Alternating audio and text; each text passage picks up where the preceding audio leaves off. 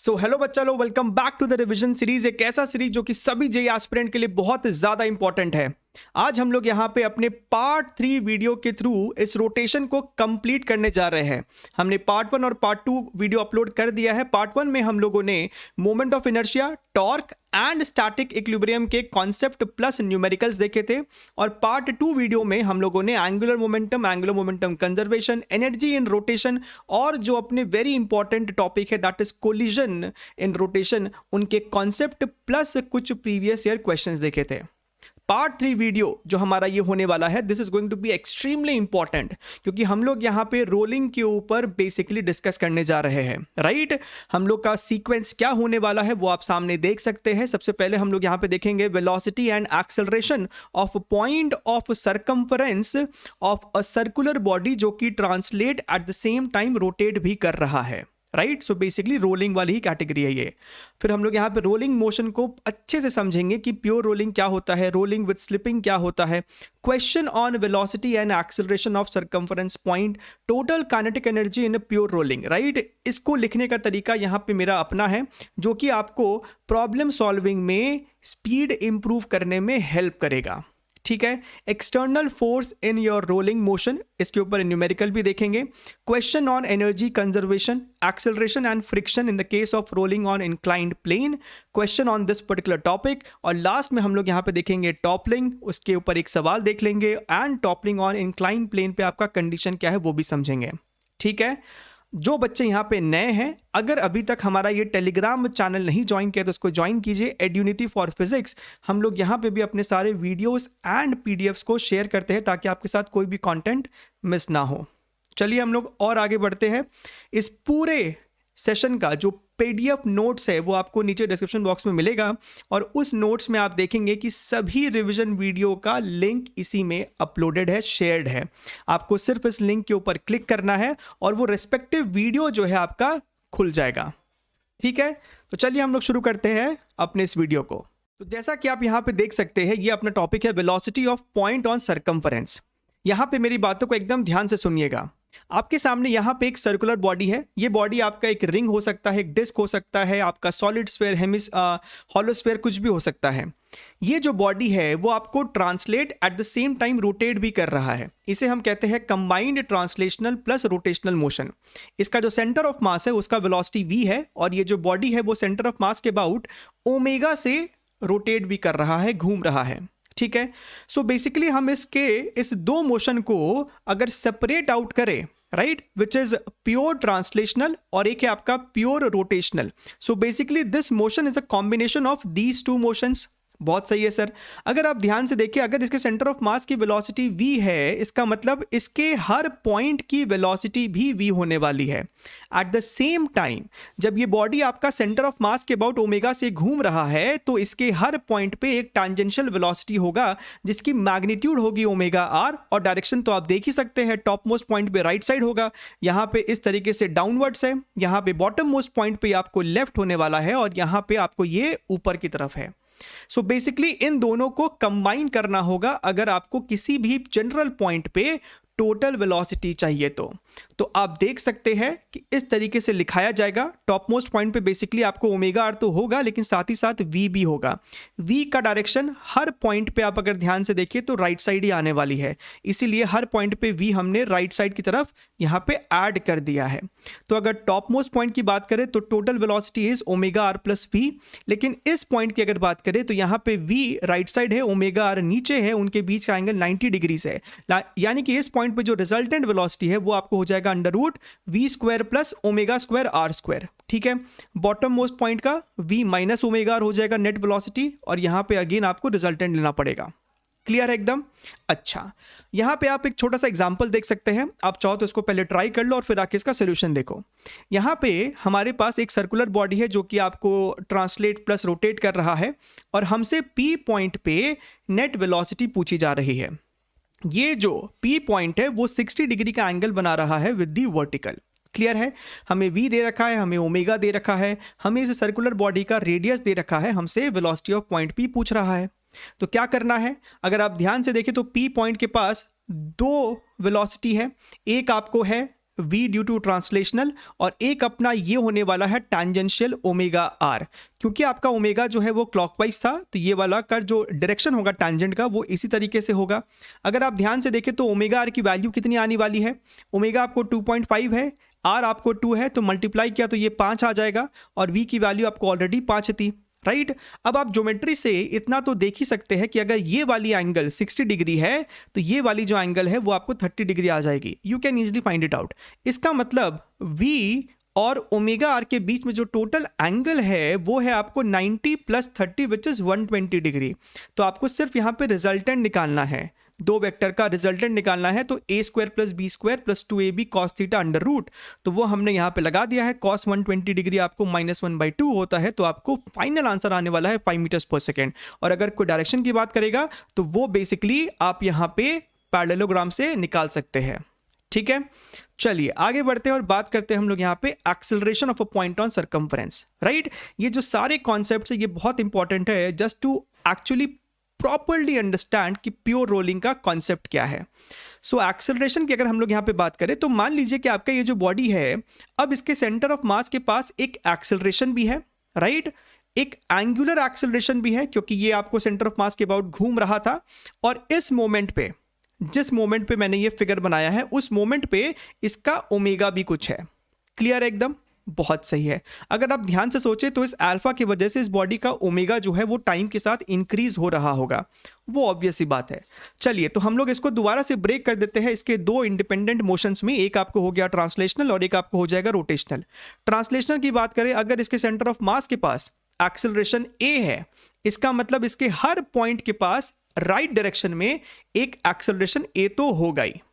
अब आ जाओ रोटेशन पे। अब आपको पता है कि इसके सरकमफरेंस पे आप कोई भी पॉइंट ले लो, वो सेंटर के अबाउट सर्कुलर मोशन कर रहा है, सेंटर के अबाउट। और जब कोई पार्टिकल सर्कुलर मोशन करता है तो ओमेगा² r तो उस पे लगता ही है, विच इज योर सेंट्रीपिटल एक्सेलरेशन। तो टॉप मोस्ट पॉइंट पे जो सेंट्रीपिटल एक्सेलरेशन है टूवर्ड्स द सेंटर, यहां पे भी देखिए towards the centre, towards the centre and towards the centre. और क्योंकि इसके पास एक एंगुलर एक्सेलरेशन भी है तो इसके पेरिफेरल पॉइंट पे एक टैंजेंशियल एक्सेलरेशन अल्फा आर भी आएगा। यहाँ पे अल्फा आर नीचे, यहाँ पे अल्फा आर इस तरीके से, यहाँ पे अल्फा आर इस तरीके से। अब इन दोनों को अपने को कंबाइन करना होगा, तो अगर कंबाइन किया आपने तो आप देख सकते हैं यहाँ पे alpha R plus small a भी आ जाएगा। यहाँ पे स्मॉल a राइट साइड है, अगेन राइट साइड, एंड यहाँ पे राइट साइड था तो ओमेगा² r में ही हमने इसको ऐड कर दिया है। तो ये आपको हो गया है कि ये जो 4 स्टैंडर्ड पॉइंट्स है इन पे आपको एक्सेलरेशन क्या क्या है। क्लियर है एकदम। चलिए तो इतना अंडरस्टैंडिंग तो बहुत जरूरी है। अब हम लोग यहां पे बात कर लेते हैं प्योर रोलिंग के बारे में। तो रोलिंग मोशन में आपको दो कैटेगरी होता है, क्या तो आपका बॉडी प्योर रोल कर रहा है या फिर रोलिंग के साथ साथ थोड़ा थोड़ा स्लिपिंग भी हो रहा है। अब रोलिंग का जो बेसिक मतलब होता है दैट इज जो आपका पॉइंट ऑफ कांटेक्ट है वहां पे कोई भी रिलेटिव मोशन नहीं है, no relative motion of point of contact. या फिर आप ऐसे भी सोच सकते हैं कि जो दो पॉइंट ऑफ कांटेक्ट है उन दोनों का वेलोसिटी सेम होना चाहिए। ठीक है, यही मतलब होता है ना नो रिलेटिव मोशन, कोई स्लिपिंग नहीं होने का क्या मतलब है, पॉइंट ऑफ कांटेक्ट की वेलोसिटी सेम होनी चाहिए। क्लियर एकदम। अब अगर आप ध्यान से देखिए कि आपके पास एक सर्कुलर बॉडी है जो कि एक ग्राउंड पे, ग्राउंड क्या है, फिक्स्ड है, राइट, रफ तो है लेकिन ग्राउंड अपना फिक्स्ड है। तो एक आपका सर्कुलर बॉडी है जो कि आपको v वेलोसिटी से आगे जा रहा है, ओमेगा से घूम रहा है। तो हमने अभी अभी देखा था कि इस सर्कुलर बॉडी का जो बॉटम मोस्ट पॉइंट है उसकी वेलोसिटी राइट साइड एक v भी है और बैकवर्ड डायरेक्शन में ओमेगा r है। ठीक है, अच्छा अभी अभी हमने क्या यहां पे डिस्कस किया है, point of contact have same velocity.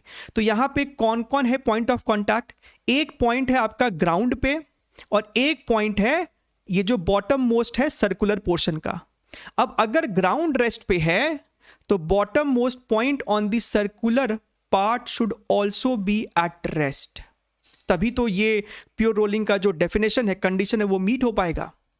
Point of contact का वेलोसिटी सेम होना चाहिए। तो अगर ग्राउंड रेस्ट पे है तो बॉटम मोस्ट पॉइंट भी आपको रेस्ट पे होना चाहिए। और बॉटम मोस्ट पॉइंट आपको रेस्ट पे कब होगा, जब v और ओमेगा r आपस में बराबर हो जाएगा। So that is the very popular condition for pure rolling, that is v is equal to omega r।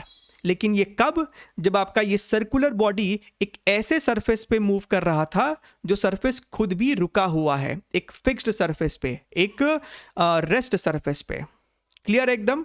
तो अगर इसी कॉन्सेप्ट को आप एडवांस लेवल पे लेके जाना चाहो तो नीचे एक सरफेस हो सकता है जो खुद भी मूव कर रहा हो। सो लॉजिक तो वही रहने वाला है कि सरफेस का वेलोसिटी और इसके बॉटम मोस्ट पॉइंट का वेलोसिटी बराबर होना चाहिए, ठीक है। लेकिन हमारे लिए 95% से भी ज़्यादा क्वेश्चन जो है इवन एडवांस लेवल में आपका जो बॉटम सरफेस होता है वो रेस्ट पे ही रहने वाला है, ठीक है। जेईई मेंस में तो हमेशा रेस्ट ही रहने वाला है, ठीक है। अच्छा है, तो अब इस कंडीशन को एकदम मन में बसा लीजिए कि sir v equal to omega R है, यानी कि आपका प्योर रोलिंग हो रहा है। अच्छा सर, एक और बात ध्यान से देखिए, अगर हम यहाँ पे दोनों तरफ डिफरेंशिएट करें तो v का डिफरेंशिएशन हो जाएगा स्मॉल a और ओमेगा का डिफरेंशिएशन हो जाएगा अल्फा। यानी कि अगर बॉडी के पास एक एक्सेलरेशन है तो प्योर रोलिंग का ये भी मतलब है कि acceleration is equal to alpha into R. Clear है? अच्छा, अब यहाँ पे एक और कॉन्सेप्ट की ओर ध्यान दीजिए। अगर आपका ये वेलोसिटी कांस्टेंट है, अगर आपका ओमेगा कांस्टेंट है और अगर v is equal to omega R हमेशा एस्टैब्लिश्ड है, अगर ये है, इसका मतलब क्या है कि आपका जो बॉटम मोस्ट पॉइंट था वो हमेशा इंस्टेंटेनियस रेस्ट पे है। आपका जो बॉटम मोस्ट पॉइंट है वो तो रेस्ट पे है, राइट। और अगर कोई पॉइंट रेस्ट पे था, अगर कोई पॉइंट रेस्ट पे है, अगर बॉटम मोस्ट पॉइंट रेस्ट पे है तो बॉटम मोस्ट पॉइंट पे फ्रिक्शन नहीं लगेगा। ऑल्दो आपका ग्राउंड रफ था लेकिन फ्रिक्शन को लगने की जरूरत ही नहीं। फ्रिक्शन तब लगता है जब दो पॉइंट ऑफ कॉन्टैक्ट के बीच में there is some relative slipping. यहां पे तो कोई रिलेटिव स्लिपिंग हो ही नहीं रहा है, राइट। इसका मतलब no friction force acting at the bottom most point. अच्छा, अब यहां पे हम लोग बात कर लेते हैं what is rolling with slipping. तो अगर आपका v और ओमेगा आपस में बराबर नहीं है, इसका मतलब है कि आपका स्लिपिंग होने वाला है। अब यहां पे भी दो केस बनता है। सबसे पहला केस आपका ये होता है कि अगर आपका v जो है ओमेगा आर से बड़ा हो। आप देखिए यहां पे डायग्राम की ओर यहां पे फोकस कीजिए। अगर आपका ये जो v वेक्टर है, अगर ये v आपका बड़ा हुआ ओमेगा आर से, यानी जो बॉटम मोस्ट पॉइंट है उसकी टेंडेंसी राइट साइड है स्लिप करने की। इस बॉटम मोस्ट पॉइंट की टेंडेंसी राइट साइड है भागने की, वो राइट साइड भाग रहा है। तो अगर कोई पॉइंट राइट साइड भाग रहा है तो फ्रिक्शन उस पर पीछे लगेगा। सो फ्रिक्शन एक्ट्स बैकवर्ड, और क्योंकि यहां पे आपको स्लिपिंग हो रहा है तो फ्रिक्शन जो है वो काइनेटिक फ्रिक्शन है। क्लियर एकदम? और अगर आपका ओमेगा आर ज्यादा है v से, अगर आपका ये वाला बैकवर्ड वाला जो वेलोसिटी है वो अगर फॉरवर्ड से ज्यादा है तो ये जो बॉटम मोस्ट पॉइंट है वो आपको लेफ्ट साइड भाग रहा है। ऐसे केस में आपका जो काइनेटिक फ्रिक्शन है वो फॉरवर्ड डायरेक्शन में लगना शुरू हो जाएगा। क्लियर एकदम? और ये फ्रिक्शन कब तक लगेगा? फ्रिक्शन तब तक लगेगा जब तक आपका जो बॉडी है वो दोबारा से प्योर रोलिंग करना शुरू ना कर दे, यानी कि v equal to omega R जब तक एस्टैब्लिश ना हो जाए। ठीक है, तो ये आपको बेसिक कॉन्सेप्ट वाली बातें हैं। फ्रिक्शन का डायरेक्शन क्या होने वाला है ये सब आपको कॉन्सेप्चुअल क्वेश्चन के रूप में जेईई मेंस में इजीली पूछा जा सकता है। क्लियर एकदम? चलिए अब हम लोग यहाँ पे सवाल देख लेते हैं on velocity and acceleration in pure rolling. तो हमने अभी अभी यहाँ पे सीख लिया है कि अगर भैया एक फिक्स्ड सरफेस पे आपका बॉडी रोल कर रहा है तो v is equal to omega R होगा कंडीशन फॉर प्योर रोलिंग। चलिए तो सवाल देखिए 2009 का है, यानी कि आईआईटी जेईई का सवाल, लेकिन बहुत ही इजी सवाल है, जेईई मेंस में आने लायक सवाल है। कुछ क्वेश्चन होते हैं जेईई एडवांस के जो कि जेईई मेंस में पूछे जाते हैं अभी भी। सवाल हमसे कहता है a sphere is rolling without slipping on a fixed horizontal plane surface. ठीक है, अच्छा है। In the figure, A is the point of contact, B is the center of the sphere and C is the topmost point, right? Then आपके पास यहाँ पे चार option है और हमें चारों में से बताना है कि कौन कौन सा ऑप्शन आपका सही होने वाला है।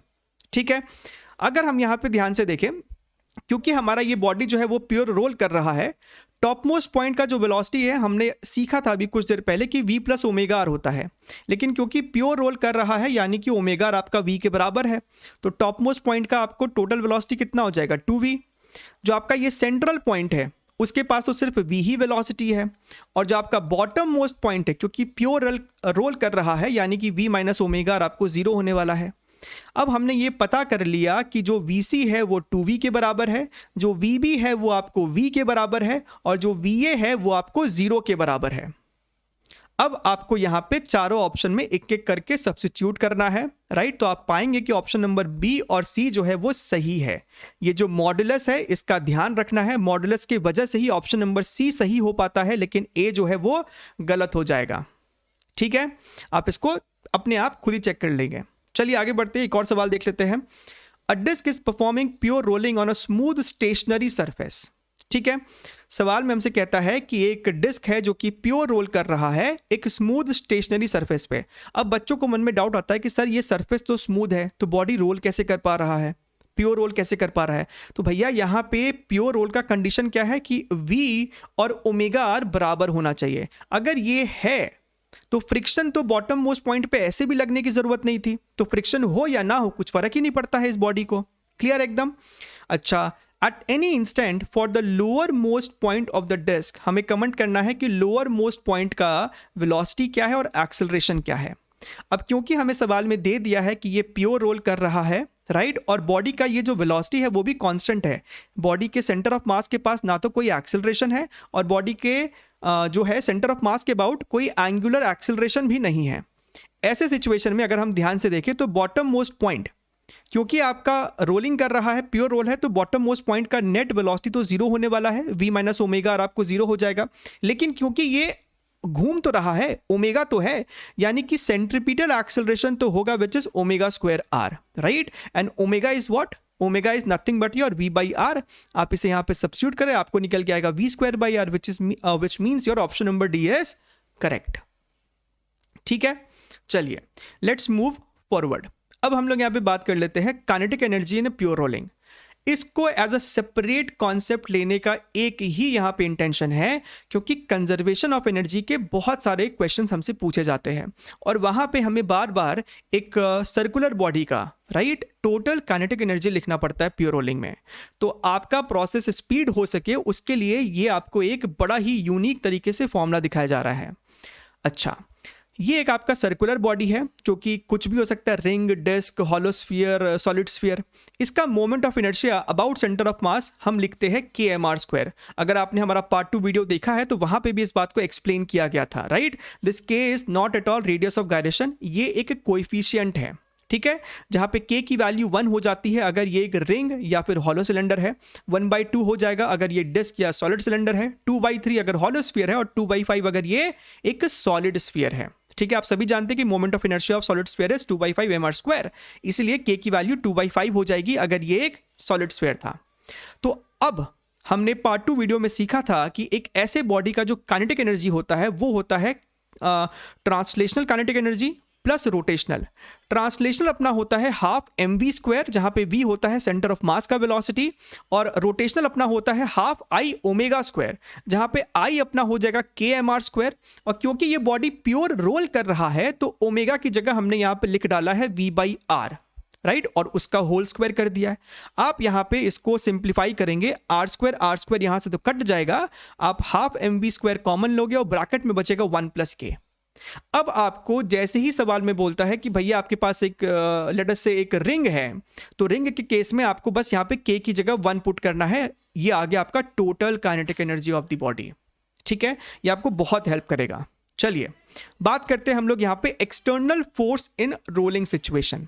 ठीक है, सपोज कीजिए आपके पास यहाँ पे एक सर्कुलर बॉडी है और एग्जाम्पल के तौर में हमने इसे एक रिंग माना है। आपको रिंग का मास दिया है, उसका रेडियस दिया है और एक एक्सटर्नल फोर्स F जो है वो लग रहा है, ठीक है, जो कि इस सेंट्रल हॉरिजॉन्टल लाइन से h डिस्टेंस ऊपर लग रहा है। ठीक है, हमसे यहाँ पे कहता है कि जो सरफेस है वो रफ है टू इंश्योर प्योर रोलिंग। यहाँ पे सरफेस जो है वो रफ है। अब जैसे ही आपके एक बॉडी पे एक्सटर्नल फोर्स लगना शुरू हो जाता है, वैसे ही आप ये समझ लीजिए कि आपका जो यहाँ पे कॉन्टैक्ट पॉइंट है वहाँ पे फ्रिक्शन लगना शुरू हो जाएगा। ठीक है, लेकिन हमसे यहाँ पे क्वेश्चन में पहले ही कह देता है कि प्योर रोलिंग तो होगा। इसका मतलब क्या है? हमने अभी अभी सीखा था कि प्योर रोलिंग का कंडीशन होता है कि बॉटम मोस्ट पॉइंट जो है वो आपका हमेशा इंस्टेंटेनियस रेस्ट पे है, और अगर आपका कोई बॉडी रेस्ट पे है उस पे अगर फ्रिक्शन लगता है तो वो फ्रिक्शन काइनेटिक फ्रिक्शन नहीं कहलाता, वो कहलाता है स्टैटिक फ्रिक्शन। स्टैटिक फ्रिक्शन का मतलब क्या है कि अगर किसी दो बॉडी के या फिर पॉइंट ऑफ कॉन्टैक्ट के बीच में अगर रिलेटिव मोशन नहीं भी है तब भी फ्रिक्शन लग सकता है, लेकिन वो स्टैटिक फ्रिक्शन होता है, राइट। तो हमारा ये जो रोलिंग वाला टॉपिक है जहां पे आपको कभी कभी एक्सटर्नल फोर्स आ जाएगा रोल में, वैसे केस में आपको बॉटम मोस्ट पॉइंट पे फ्रिक्शन दिखाना पड़ेगा अपने फ्री बॉडी डायग्राम में, और वो फ्रिक्शन हमेशा स्टैटिक फ्रिक्शन होगा। क्लियर है एकदम? अच्छा, अब यहाँ पे हम लोगों ने स्टैटिक फ्रिक्शन भी दिखा दिया। स्टैटिक फ्रिक्शन का डायरेक्शन क्या तो आप लॉजिकली पता करते हो, नहीं समझ में आता है तो आप लेफ्ट या राइट किधर भी ले डालो, ठीक है। सॉल्व करने के बाद आपको आंसर अपने आप निकल के आ जाएगा। चलिए, तो मान लेते हैं कि आपका फ्रिक्शन जो है वो फॉरवर्ड डायरेक्शन में लग रहा है और जो इसका सेंटर ऑफ मास है उसका एक्सेलरेशन स्मॉल a और angular acceleration of centre of mass is alpha. ठीक है सर, ये एंगुलर एक्सेलरेशन क्यों आ जाएगा? तो भैया कैपिटल F की वजह से भी टॉर्क आने वाला है सी पॉइंट के अबाउट, स्मॉल f की वजह से भी टॉर्क आने वाला है, राइट। mg और नॉर्मल का कोई भी टॉर्क नहीं होगा, तो हमने यहाँ पे इसको दिखाया भी नहीं है क्योंकि mg और नॉर्मल दोनों ही आपको सेंटर ऑफ मास से पास करने वाला है और वो आपको वर्टिकल लाइन में लगने वाला है। ठीक है, तो यहाँ पे हमने दो इंपॉर्टेंट नोट लिखा है। सबसे पहला क्या है, since pure rolling right implies friction is static, क्योंकि ये प्योर रोल कर रहा है, बॉटम मोस्ट पॉइंट आपको रेस्ट पे है, तो फ्रिक्शन काइनेटिक नहीं स्टैटिक होने वाला है। और क्योंकि आपको पॉइंट ऑफ कांटेक्ट हमेशा एक इंस्टेंटेनियस रेस्ट पे है, तो उस स्टैटिक फ्रिक्शन के वजह से कोई वर्क डन नहीं होने वाला है, क्योंकि फ्रिक्शन जिस पॉइंट पे लग रहा है वो पॉइंट हमेशा रेस्ट पे है और वर्क डन तभी होता है जब आपको वो पॉइंट भी डिस्प्लेस करे, ठीक है, उस फोर्स के वजह से। सो ये आपको बहुत ही इंपॉर्टेंट पॉइंट आ जाता है कि ये फ्रिक्शन की वजह से वर्क डन आपका जीरो था। क्लियर एकदम। चलिए, अब हमें यहां पे इक्वेशन लिखना पड़ता है। आपको हमेशा दो ही इक्वेशन लिखना है, एक आपका लिखा जाएगा F net is equal to ma और एक आप लिखोगे torque net is equal to I into alpha. तो यहां पे अगर हम ध्यान से देखें तो राइट डायरेक्शन में आपको कैपिटल F लग रहा है, स्मॉल f लग रहा है और तो कोई फोर्स नहीं है, यानी total force is equal to mass into acceleration. A किसका? सेंटर ऑफ मास का, ठीक है, इक्वेशन नंबर 1। और अगर हम टॉर्क की बात करें, अगर आप ध्यान से देखें तो सेंटर ऑफ मास के अबाउट हमने अल्फा का डायरेक्शन क्लॉकवाइज लिया है, यानी कि क्लॉकवाइज टॉर्क डोमिनेटिंग है। तो कैपिटल F की वजह से अगर आप टॉर्क देखें तो वो तो क्लॉकवाइज है, लेकिन ये जो स्मॉल f है फ्रिक्शन की वजह से टॉर्क एंटी क्लॉकवाइज था। तो हमें यहां पे torque due to capital F minus torque due to friction is equal to I into alpha करना पड़ेगा। I यहां पे mr स्क्वायर है क्योंकि ये एक रिंग था और अल्फा की वैल्यू तो a बाई आर होनी चाहिए, क्योंकि प्योर रोलिंग हमें सवाल में कह रहा है, इंश्योर प्योर रोलिंग। तो हमने यहां पे अल्फा की जगह a बाई आर सब्सटीट्यूट किया, ये बन गया अपना इक्वेशन नंबर 2। अब हमारे पास यहाँ पे दो इक्वेशन है, वेरिएबल के नाम पे हमारे पास दो ही है, that is your small f and small a। 1 और 2 को सॉल्व करके इसकी वैल्यू को हम निकाल सकते हैं। ठीक है, तो ये जो आपका वेरिएशन है इस पे आपको सवाल काफी पूछा जाता है, मेंस में भी और एडवांस में तो पूछा ही जाता है। ठीक है, तो ये एक आपका जो एग्जांपल है that is sufficient enough to make you understand all the concepts related to it. आप चाहो तो यहां पे एग्जांपल के तौर पे एक सवाल देख सकते हो, जेईई मेन 2019 का है, 11 जनवरी सेकेंड शिफ्ट का सवाल है। ठीक है, सवाल को आप यहीं पे पॉज करें, ट्राई करें और फिर आके इसका सोल्यूशन देखिए। चलिए सॉल्व करते हैं। सवाल में हमसे कहता है a string is wound around a hollow cylinder of mass 5 kg। Hollow cylinder, ध्यान से इसको समझिएगा, हॉलो सिलेंडर है 5 kg and radius 0.5 metre. If the string is now pulled with a horizontal force of 40 newton and the cylinder is rolling without slipping on horizontal surface, then the angular acceleration of the cylinder will be how much. ठीक है, चलिए तो सबसे पहले हम इस hollow cylinder को यहाँ पे लेफ्ट साइड बनाते हैं, इस पे सारे फोर्सेस दिखा देते हैं। अगर आप ध्यान से देखिए तो टॉप मोस्ट पॉइंट पे तो हमको टेंशन वाला फोर्स दिख ही रहा है 40 न्यूटन, और ग्राउंड पे आप फ्रिक्शन भी दिखा दो, तो फ्रिक्शन हमने यहाँ पे राइट साइड दिखा दिया। अब इसका जो सेंटर ऑफ मास है उसका एक्सेलरेशन अगर आपने राइट साइड मान लिया है तो एंगुलर एक्सेलरेशन आपको क्लॉकवाइज इस तरीके से लेना पड़ जाएगा। तो ये आपको ए हो गया, ये आपको अल्फा हो गया, राइट। और क्योंकि यहाँ पे प्योर रोलिंग एस्टैब्लिश्ड है, यानी कि हम हमेशा बोलेंगे कि A is equal to alpha R तो है ही है, राइट। अब हमें यहां पे दो इक्वेशन लिखना होता है, एक आपका F is equal to ma वाला। सो आप देख सकते हैं 40 plus F is going to be equal to mass into acceleration. और अगर हम टॉर्क की बात करें तो 40 का torque is equal to how much, 40 into r. और फ्रिक्शन का टॉर्क क्या है, 40 के टॉर्क को अपोज कर रहा था, यानी कि minus small f into r is equal to moment of inertia. Hollow cylinder है इसलिए mr स्क्वायर लिखाया गया है। अल्फा को यहाँ पे a बाई आर से सब्स्टिट्यूट नहीं कर रहे हैं क्योंकि हमें अल्फा ही सॉल्व करना था, तो यहाँ पे अल्फा को एज इट इज हम लोग छोड़ देंगे, आर और यहाँ से एक आर हम कैंसिल कर देंगे, तो हमारा पास इक्वेशन नंबर 2 बन जाएगा। अब क्या करेंगे, इक्वेशन नंबर 2 और 1 को चुपचाप यहाँ पे ऐड कर दीजिए, तो ये वाला फ्रिक्शन प्लस है, ये वाला फ्रिक्शन माइनस है, दोनों आपस में कैंसिल आउट हो जाएगा और आपके पास ये बचेगा। क्लियर एकदम। हमें तो पता है ना कि a जो है वो अल्फा आर के बराबर है, तो इस a को ही अल्फा आर लिख दो। तो आप इसे जब रीअरेंज करेंगे तो आपको अल्फा की वैल्यू 80/2 mr दिखेगी। हमारे पास मास है, हमारे पास रेडियस है, you will get the answer 16 radiance पर सेकंड स्क्वायर। क्लियर एकदम। चलिए आगे बढ़ते हैं और बात करते हैं हम लोग यहाँ पे क्वेश्चंस ऑन एनर्जी कंजर्वेशन। ठीक है, तो ध्यान से यहाँ पे मेरी बातों को देखिएगा। सपोज कीजिए आपके पास यहाँ पे एक सर्कुलर बॉडी है जो कि आपको रोल करता हुआ, प्योर रोल करता हुआ इंक्लाइन पे इस तरीके से नीचे गिर रहा है। ठीक है, अगर आप यहाँ पे ध्यान से देखें तो जैसा कि मैंने आपको बोला, यहाँ पे आपको mg sin थीटा है डाउनवर्ड अलोंग द इंक्लाइन नीचे की तरफ वो लग रहा है। तो वो एक एक्सटर्नल फोर्स की तरह आपको बिहेव कर रहा है, जिसके वजह से आपका जो बॉडी है वो एक्सेलरेट करेगा नीचे की तरफ।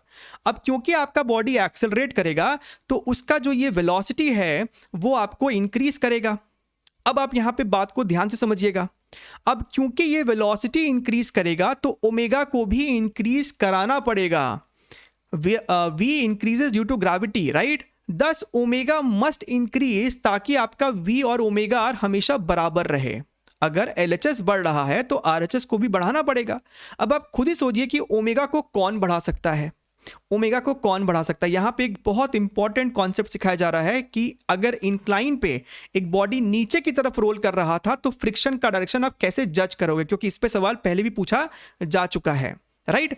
अब आप ध्यान से देखिए, हमें ओमेगा को बढ़ाना है। अब इसके सेंटर ऑफ मास के अबाउट, सेंटर से ही आपको mg पास करता है तो उसका टॉर्क लग नहीं पाएगा।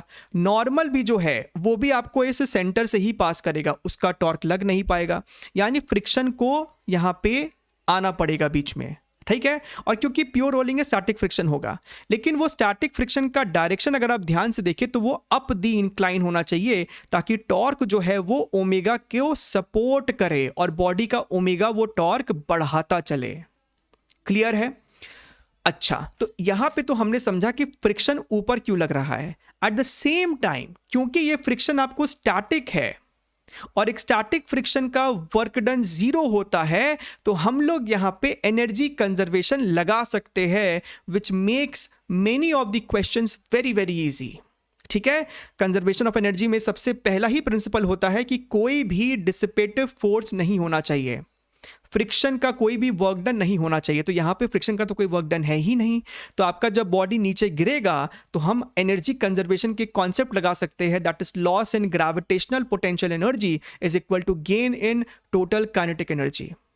ठीक है, तो चलिए हम लोग उसी पे ही कुछ 2-3 सवाल देख लेते हैं। ये सवाल आपका 2007 का है, ठीक है, यानी कि IIT JEE का सवाल है, लेकिन बहुत ईजी। और JEE मेंस में 2021 में तो भर भर के ऐसे वैरायटी आपसे पूछे गए थे। सवाल में हमसे क्या कहता है कि आपके पास एक स्मॉल ऑब्जेक्ट है, एक सर्कुलर ऑब्जेक्ट है, राइट। शुरुआत में इसके पास, इसके सेंटर ऑफ मास के पास एक v वेलोसिटी है और उसके पास एक ओमेगा भी था। वो प्योर रोल करता हुआ ऊपर चढ़ता है और कोई एक मैक्सिमम हाइट ग्राउंड से अचीव करता है, दैट हाइट इज 3v²/4g।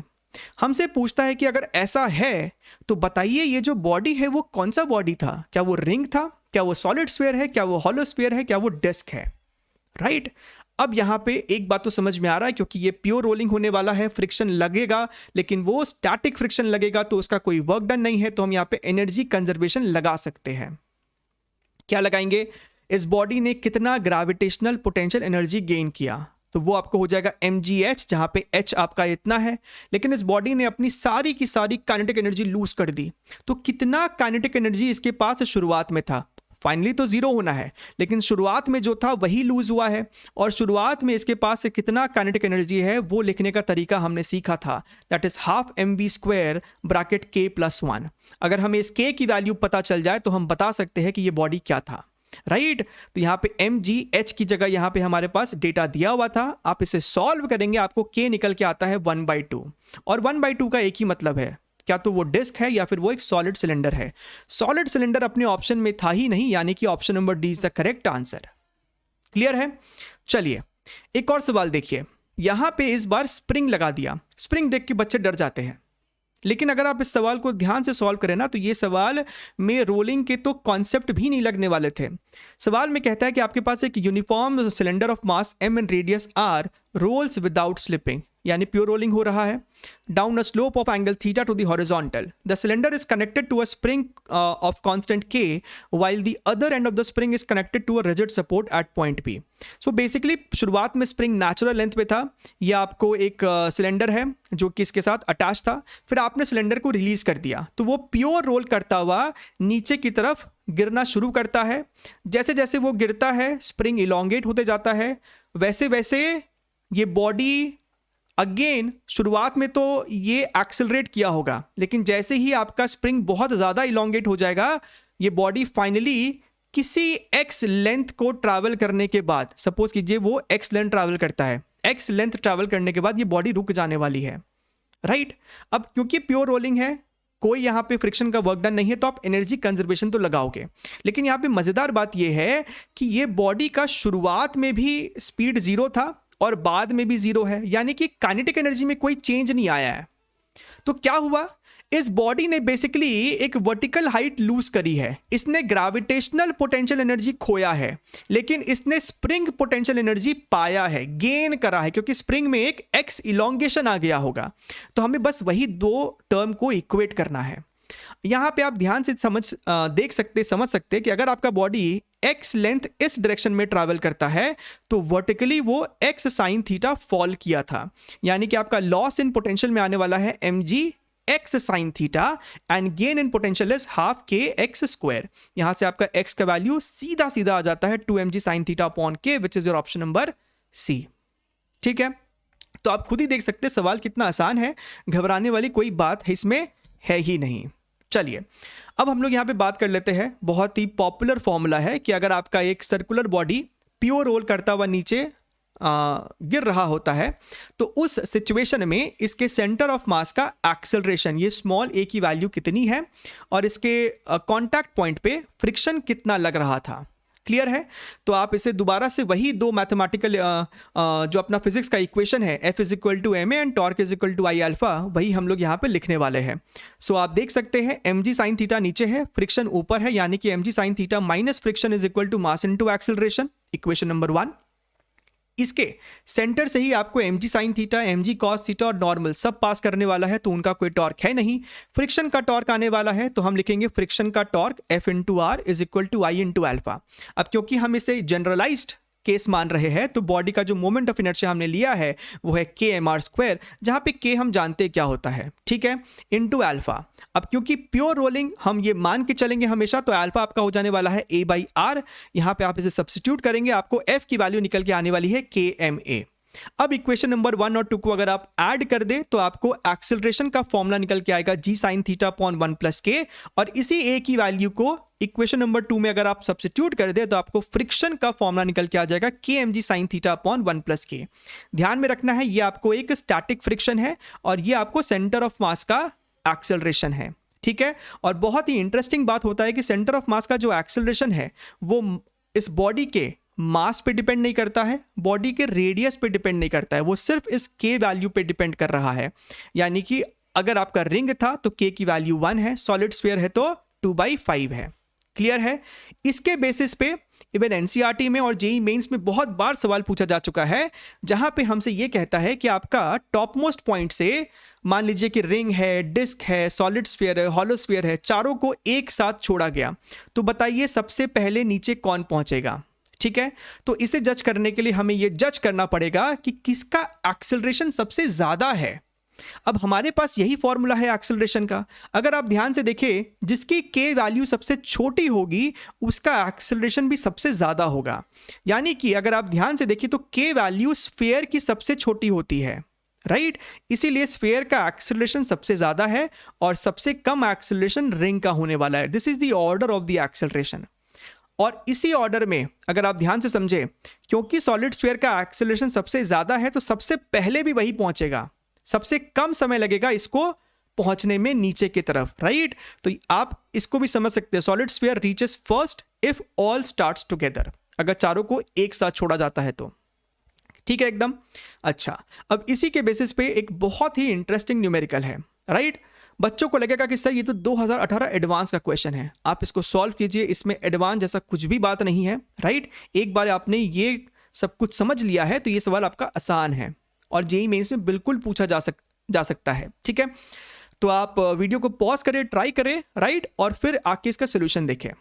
सवाल में हमसे कहता है कि a ring and a disc are initially at rest, ठीक है sir, side by side at the top of an incline plane which makes an angle of 60 degrees with the horizontal.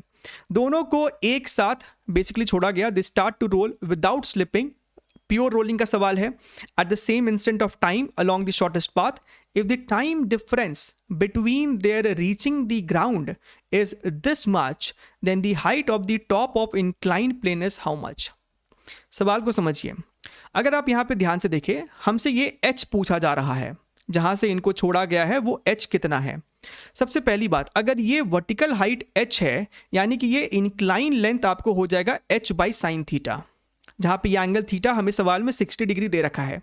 अब हमसे बोलता है कि यहां से आपने दो बॉडी को एक साथ छोड़ा है, एक रिंग और एक डिस्क, ठीक है। कोई पहले पहुंचेगा, कोई बाद में पहुंचेगा, दोनों के पहुंचने का जो टाइम डिफरेंस है वो हमें यहां पे दे रखा है सवाल में। तो क्यों ना हम सबसे पहले टाइम का एक फॉर्मूला ही यहां पे बना ले, हम टाइम का एक इक्वेशन बना ले कि कितना टाइम लगता है एक सर्कुलर बॉडी को नीचे आने को। अब आपको पता है कि इसके एक्सेलरेशन का फॉर्मूला कितना है, जी साइन थीटा अपॉन 1 प्लस के। तो ये बॉडी को, ये जो लेंथ है h अपॉन साइन थीटा, ये ट्रैवल करने में कितना टाइम लगेगा। एक्सेलरेशन तो कांस्टेंट है, यानी कि s is equal to u t plus half a t square आप लगा सकते थे। तो s कितना हो जाएगा, h by sine theta, u तो आपका 0 था, हाफ a टी स्क्वायर। तो इसको रीअरेंज करेंगे तो टाइम का ये अपना फॉर्मूला निकल के आएगा। अब हमें यहां पे टाइम ऑफ डिस्क निकालना है और टाइम ऑफ रिंग निकालना है। ध्यान से देखिएगा, हमें पता है कि रिंग का k वैल्यू 1 होता है और डिस्क की k वैल्यू हाफ होती है, और हमें थीटा भी पता है 60 डिग्रीज, हमें ग्रेविटी पता है, यहाँ पे सवाल में दिया है 10 लेना है। इन सभी को आप जब यहाँ पे पुट करोगे तो आपका जो डिस्क के लिए टाइम निकल के आएगा वो आएगा √2h/5 और रिंग के लिए आने वाला है √8h/15। क्लियर है। अब यहां पे आप साफ साफ तरीके से देख सकते हो कि रिंग का जो टाइम है वो ज्यादा है और डिस्क का जो टाइम है वो कम है। तो आप यहां पे रिंग माइनस डिस्क का जो टाइम है वो करोगे and that should be equal to this given data. हमने यहाँ पे √10 को बेसिकली अलग अलग कर दिया, तो यहाँ पे 2/√10 माइनस √3/√10, ठीक है। अब कुछ बच्चे जब इसको सॉल्व करते हैं तो बेसिकली यहाँ पे √h को कॉमन लेके बाकी डेटा को राइट साइड लेके जाएंगे, फिर उसे रैशनलाइज करेंगे। वो काफ़ी क्लमजी हो जाता है, क्योंकि आपको ये एक जेईई का सवाल है, आप थोड़ा सा यहाँ पे कंपैरिजन कर सकते थे। सो बेसिकली आप क्या कर लो, यहाँ पे अगर आप ध्यान से देखो तो 2h/5 को आप 3/10 से इक्वेट कर दो। सो बेसिकली ये वाले टर्म को इसके साथ आप जब कंपेयर करोगे तो आपको h की वैल्यू निकल के आएगी 0.75। इसी डेटा को और श्योर करने के लिए इस वाले डेटा को इसके साथ 2/√10 के साथ भी कंपेयर कर लो, फिर आएगा दोबारा से आपका 0.75, यानी कि h की वैल्यू 0.75 ही होने वाली है। और यही अपना इस सवाल का आंसर था, ठीक है। तो ये बेसिकली आपको एक ट्रिक तरीके से हमने इसे सॉल्व कर लिया है, अदरवाइज आपको इसको जेन्युइन तरीके से रैशनलाइज करके सॉल्व करना पड़ेगा। क्लियर एकदम। सो that is very very interesting observation over here, और बहुत ही आसान आपका हो जाता है ऐसे सवाल। ये देखिए एग्जांपल नंबर 8 2006 का ये सवाल है। सवाल में हमसे कहता है कि एक सॉलिड स्फीयर है जो कि प्योर रोलिंग कर रहा है on an inclined surface having inclination theta. तो ये आपको इस तरीके से रोल करता हुआ नीचे आ रहा है। हमसे यहाँ पे बताना कि कौन कौन सा ऑप्शन यहाँ पे सही है।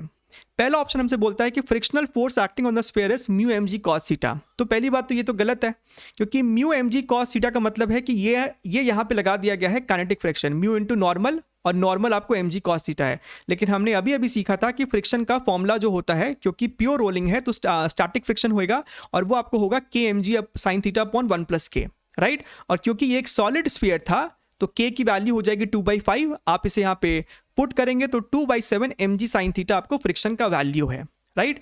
यानी ऑप्शन नंबर ए तो गलत है। बी में कहता है F इज डिसिपेटिव फोर्स, गलत बात है। हमने यहाँ पे बहुत बार अभी तक बोल दिया है कि प्योर रोलिंग में स्टैटिक फ्रिक्शन का कोई वर्क डन नहीं होने वाला है, तो कोई डिसिपेटिव यहाँ पे नहीं हो रहा है, कोई डिसिपेशन नहीं हो रहा है एनर्जी का यहाँ पे, ठीक है। Friction will increase its angular velocity, ये सही बात है, क्योंकि टॉर्क ओमेगा को सपोर्ट कर रहा होगा तो ओमेगा बढ़ेगा, and it will oppose its linear velocity, ये भी सही बात है, क्योंकि बॉडी का लीनियर वेलोसिटी डाउनवर्ड डायरेक्शन में है और फ्रिक्शन उल्टे डायरेक्शन में, तो फ्रिक्शन वेलोसिटी को तो अपोज कर रहा है। सो ऑप्शन नंबर सी सही है। If theta decreases friction will decrease, ये भी सही बात है। आप देख सकते हैं अगर आपने थीटा को डिक्रीज किया तो साइन थीटा भी डिक्रीज करेगा, यानी कि फ्रिक्शन भी डिक्रीज करेगा। तो ऑप्शन नंबर सी और डी जो है वो आपका सही जवाब है।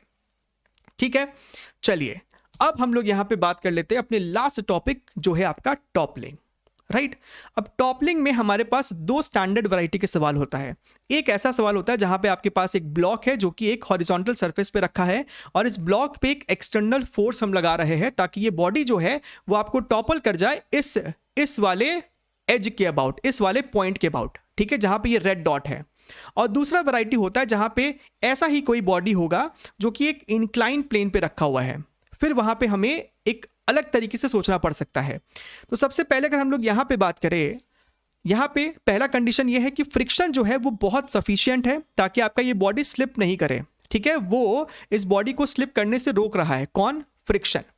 अब यहां पे कॉन्सेप्ट ये होता है कि जब आप यहां पे एक एक्सटर्नल फोर्स कैपिटल एफ लगाना शुरू करते हो, अगर ये कैपिटल एफ नहीं था तो mg तो आपका सेंटर ऑफ मास से ही पास करता है और नॉर्मल भी ऊपर की तरफ सेंटर ऑफ मास से पास करता है, लेकिन इस f के लगाने की वजह से नॉर्मल जो है वो इस सिचुएशन में राइट साइड आपको शिफ्ट करना शुरू कर देगा। ठीक है, और अगर आपने इस f को और बढ़ाया तो लिमिटिंग केस में जहां पे हमारा ये बॉडी टॉपल करना शुरू करेगा उस सिचुएशन में आपका ये नॉर्मल इस p पॉइंट से एकदम पास करना शुरू कर देगा। ठीक है, तो टॉपलिंग का कंडीशन क्या आप यहां पे ध्यान से देखिए, इस P पॉइंट के अबाउट अगर आपको इस बॉडी को रोटेट करवाना है उस केस में capital F is the force जो कि रोटेट करवाना चाहता है। आप ध्यान से देखिए, कैपिटल F की वजह से P पॉइंट के अबाउट जो टॉर्क आएगा वो आपको क्लॉकवाइज सेंस में आ रहा है, लेकिन mg का जो टॉर्क है P पॉइंट के अबाउट वो एंटी क्लॉकवाइज है। mg नहीं चाहता कि ये P पॉइंट के अबाउट घूम जाए। राइट, अगर आपको टॉपल करवाना है तो कैपिटल F का जो टॉर्क है वो mg के टॉर्क से बड़ा होना चाहिए। अब कैपिटल F का टॉर्क क्या होने वाला है? Capital F into h, h is the perpendicular distance, और mg का टॉर्क हो जाएगा mg इंटू a, ये वाला जो लेंथ a है अपना, यानी कि F should be more than mg a upon h। तो हमसे कई बार सवाल में पूछता है कि F की मिनिमम वैल्यू हम क्या रखें ताकि टॉपलिंग शुरू हो जाए, तो वो आपको हो जाएगा इक्वालिटी पे, that is mga upon small h। ठीक है, तो इस बात को ध्यान में रखना है। और इस कंडीशन पे आपका नॉर्मल जो है वो एकदम एज से पास करेगा, P पॉइंट से पास करेगा, एंड इट मेक सेंस। अगर ये P पॉइंट के अबाउट उठना शुरू हो गया है तो सिर्फ P पॉइंट ही जो है जो कि कांटेक्ट में रहेगा फ्लोर के साथ, तो बस नॉर्मल वहीं पे लगने वाला है। क्लियर एकदम? चलिए अब यहां पे अगर हम एक एग्जांपल देखें, 2000 का सवाल है, 2000 का सवाल है और ये एग्जैक्टली उसी फॉर्मूले पे बेस्ड है। हमसे कहता है कि आपके पास एक L लेंथ का क्यूब है, आपने फोर्स इसके टॉप मोस्ट एज पे लगाया है, तो F की मिनिमम वैल्यू क्या होनी चाहिए ताकि इस पॉइंट के अबाउट ये टॉपल कर जाए और फ्रिक्शन सफिशिएंट है टू एंश्योर नो स्लिपिंग। तो हमें यहाँ पे डायरेक्ट उसी फॉर्मूले को लगाना है कि F minimum is equal to mg into a, यहाँ पे a क्या हो जाएगा L/2 डिवाइडेड बाई h, यहाँ पे तो h कितना है कैपिटल L के बराबर ही है, तो L रख दिया, तो mg/2 which is your option number C। ठीक है, तो ये सब सवाल आपको जेईई मेंस में इजीली पूछा जा सकता है। एक और वैरायटी जो कि जेईई मेंस के साथ साथ एडवांस्ड में 2020 में भी आपको पूछा गया था, and it was very very easy question. ठीक है, 2020 या 19 में था किसी एक पेपर में। यहां पे आप ध्यान से देखिए, सपोज कीजिए आपके पास एक बॉडी है जो कि इंक्लाइन प्लेन पे है और फ्रिक्शन सफिशिएंट है, right, no slipping, nothing like that. अब mg जो है इस तरीके से आपको वर्टिकली एक्ट कर रहा है। ये जो बॉडी है वो इस पॉइंट के अबाउट, जिसे हम पिवटल पॉइंट कहते हैं, वो इस पॉइंट के अबाउट तभी टॉपल करना शुरू करेगा, अगर हम लिमिटिंग केस की बात करें तब टॉपल करना शुरू करेगा जब ये mg का जो लाइन ऑफ एक्शन है वो इस पॉइंट से ही पास करे। राइट, अगर आप यहां पे ध्यान से देखिए तो इस mg का इस पॉइंट के अबाउट जो टॉर्क आएगा वो आपको क्लॉकवाइज आएगा, यानी कि बॉडी को अभी तो ये mg नहीं घुमा सकता, लेकिन अगर आप इस एंगल थीटा को इंक्रीज करते चले, ठीक है, ध्यान से देखिए, अगर हमने एंगल थीटा को इंक्रीज किया है इसके इस फिगर के कंपैरिजन में, यहां पे एंगल थीटा ज्यादा है। अब आप देखिए mg जो है थोड़ा सा और नजदीक आ गया इस पॉइंट के, बट स्टिल राइट साइड है ये येलो लाइन, यानी कि अभी भी आपको mg जो है टॉपल नहीं कर सकता। आप एंगल को और अगर बढ़ा देंगे तो ये जस्ट अब इस पॉइंट से पास करना शुरू कर देगा, यानी कि ये आपको लिमिटिंग केस हो गया। This angle is your limiting angle. हमसे सवालों में यही पूछता है कि ये एंगल आपको कितना होना चाहिए ताकि ये बॉडी जो है वो जस्ट टॉपल करना, यानी कि इस पॉइंट के अबाउट ये लुढ़क जाए, पलटना शुरू कर दे। ठीक है, तो अब आपको यहां पे बॉडी का डायमेंशन दिया जाता है। सपोज ये कोई क्यूब व्यूब होगा तो आपको यहां पे एज लेंथ आपको पता रहता है, तो आप इस एंगल थीटा को बाय यूजिंग ज्योमेट्री सॉल्व कर सकते हैं। और ऐसा ही सवाल आपसे जेईई मेंस एडवांस में तो आपसे पूछा जा भी चुका है। ठीक है, तो आपको इस कॉन्सेप्ट का बेसिकली बस आइडिया होना चाहिए कि अगर टॉपलिंग करवानी है तो mg जो है वो इस पिवटल पॉइंट से ही पास करना चाहिए। That's it. ठीक है, बढ़िया है। तो that was all for this part 3। और अगर आपको और क्वेश्चंस प्रैक्टिस करने हैं तो 2021 मार्च, जुलाई, अगस्त और 2020 के प्रीवियस ईयर क्वेश्चन के यहाँ पे सोल्यूशन है। आपको सिर्फ लिंक पे क्लिक करना है। कुछ सिलेक्टेड प्रॉब्लम्स है। HCV के जो रोटेशन के सोल्यूशन है फ्रॉम क्वेश्चन नंबर 1 till 70 वो भी हमारे इसी चैनल पे अपलोडेड है विद डिटेल्ड सोल्यूशन। आप चाहिए इन लिंक्स पे क्लिक करें और उसको भी जरूर से देखें ताकि आपका और कमांड बनेगा इस जैसे चैप्टर्स में। ठीक है, चैनल पे नए हैं तो सब्सक्राइब कीजिएगा, वीडियो को लाइक कीजिएगा। हम लोग मिलते रहेंगे, तब तक के लिए take care and bye bye.